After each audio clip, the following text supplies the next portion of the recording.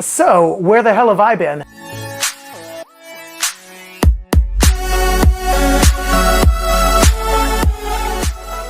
Hey guys, welcome back to the channel. I'm so sorry it's been a long time since I posted, but there's a reason I haven't been posting.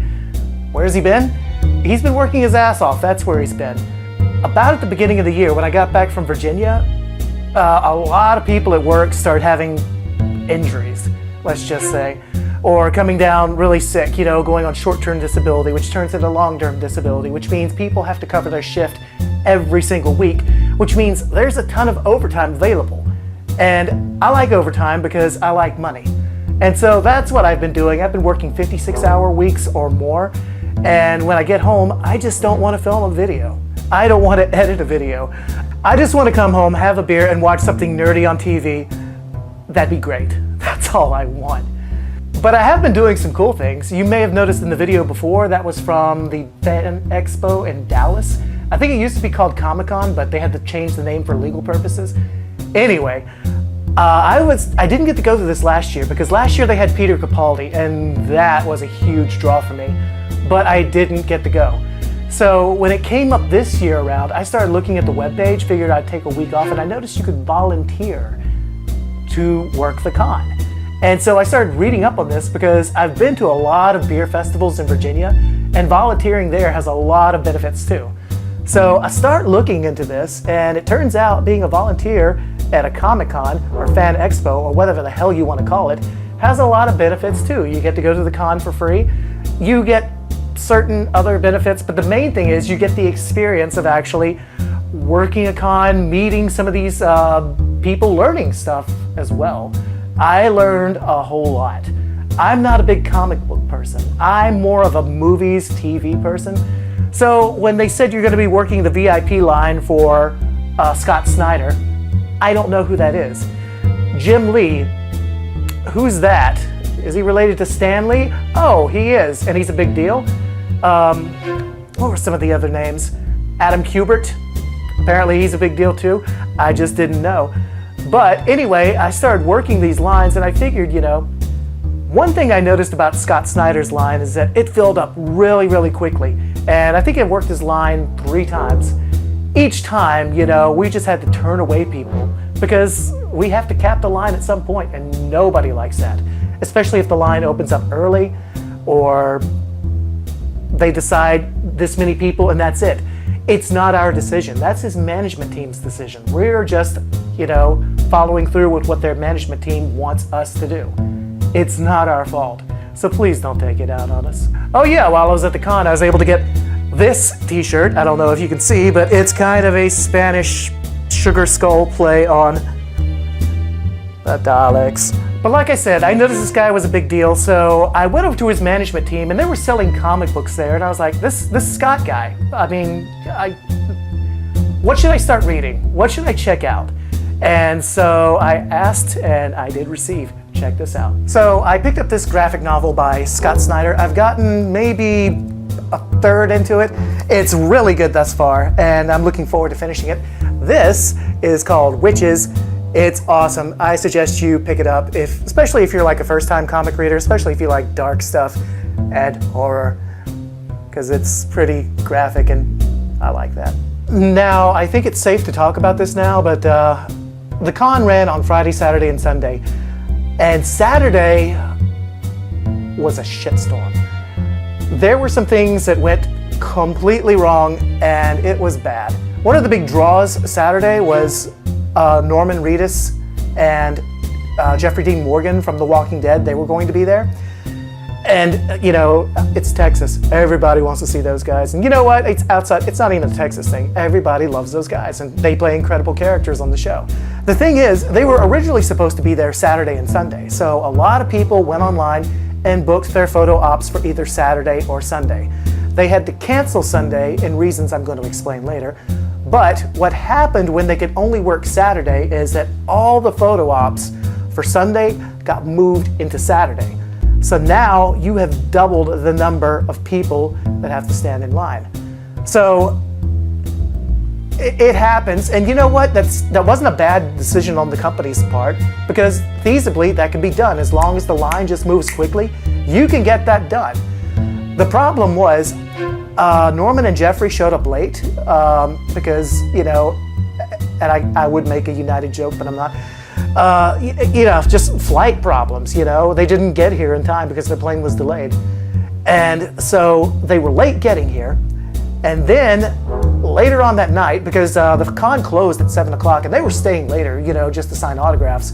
But once again, their management team, and let me just stress this again, whenever somebody is at a con and the line gets cut off, or they have to go or something like that, it's not their decision, it's not our decision, it's their management team making sure that they eat, making sure that they fulfill obligations, and that's what this was, one of the latter.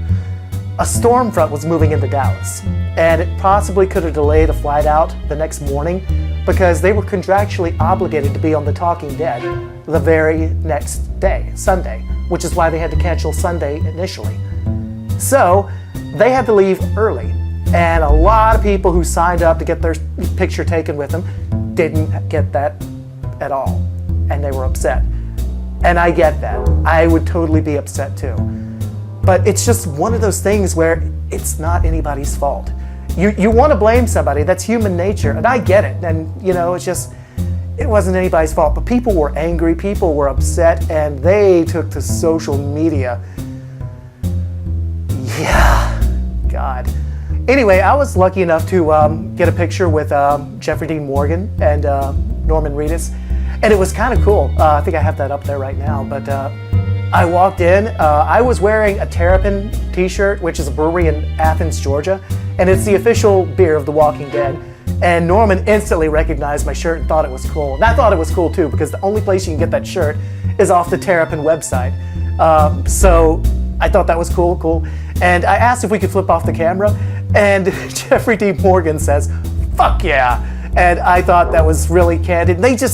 They were so genuine, and you could tell that they're tired, you know, all this good stuff, but they were genuinely happy to meet the fans. It just sucked that they had to leave early. I also got to meet Mr. Alan Tudyk. I've loved him since Firefly and Death of the Funeral. Of course, you know, Rogue One, and everything the guy does, you know, is just magic. Not everything he's in is magic, but he's always great in everything he does. Anyway, I got to meet him. He seemed like a super chill guy, really nice. And just being so close to that talented, lovely man. Awesome, just awesome. So that was it. I got to work a convention, and I would say to anybody working a convention, here are my tips. Number one, start bolstering your immune system early on, because you're going to be around a lot of people, and you're going to be touching a lot of things people have already touched, and you're going to be shaking hands or whatnot. It's good to have a lot of vitamin C in your system and zinc. Bring snacks. You usually work long shifts, maybe 10 hours or whatnot. So if you're a person that gets hungry and peckish, bring a protein bar or bring some trail mix or something like that. It really will pay off, and to that end, wear a comfortable pair of shoes. But in short, yeah, I totally recommend working a con. It was so much fun. I got to see some really incredible cosplay, and you're gonna meet a lot of friends, you know, or make a lot of friends, I should say, and probably even meet some. And you're gonna learn a lot too, especially if you take the time in Artist Alley to meet some people and to learn about their artwork, and oh, that's from that's a thing, maybe I should check that out. And you should, because life is short and there's a lot of nerdy goodness out there. The other thing I've been doing is, at my tender age, I've been looking at going back to school again. I've made that decision because I have what's called a 9/11 GI Bill. And basically that means I get to go to school for free for 36 months, and the government pays me to go to school, depending on the zip code of the school I go to. Now, in this case, I'm looking at the University of North Texas in Denton, so that's basically free, what, $1,900 a month or something like that? It's plenty to live on. Plus, I have another bachelor's, so a lot of my credits will transfer, so I probably won't have to take a lot of core classes, which is awesome, because I never want to take finite mathematics again. They have this major there, and I did not know this was a thing. I didn't know you could go to school to learn this. I thought you had to go to some specialty trade school or whatnot that was nowhere near Texas, or probably primarily on the West Coast. But there is a major called Media Arts where you can actually get into producing, directing, as far as not like movies or whatnot, but a news broadcast or something like that. There's video editing. There's a lot, a lot falls under this umbrella. And I love that. That's my jam. That's what I really want to get into, because for the longest time I've been looking for something that's creative but technical at the same time. So I'm combining the world of theater and the world the Navy taught me, and hopefully going to come up with something awesome. But I'm really excited about this because I got to visit the university the other day. I got to see a live broadcast because they have a station there. And I got to see what goes on behind the scenes, and the director making the calls for camera 1, camera 2, yada, yada, yada. It seems so awesome. I got to sit in on a class, speaking of which, about video editing. And I got to learn a lot, and I actually found myself wanting to stand up and critique people, saying, okay, I thought this worked, but this actually, distracted or pulled away from what you need to focus on in this. Maybe have a slow burn to this. And I noticed that, wow, my theater training is just really invaluable when it comes to this. And maybe, just maybe, I can do something that I don't hate. Wouldn't that be ideal, that I become that 10% of America that does something that they actually love? Maybe for once I can win. But anyway, that's about it. How are you guys doing? Leave comments below. Tell me what you want to see. And as always, thank you for visiting my channel. If you've liked this video, click the like button. If you want to hear more, by all means, subscribe. Peace out.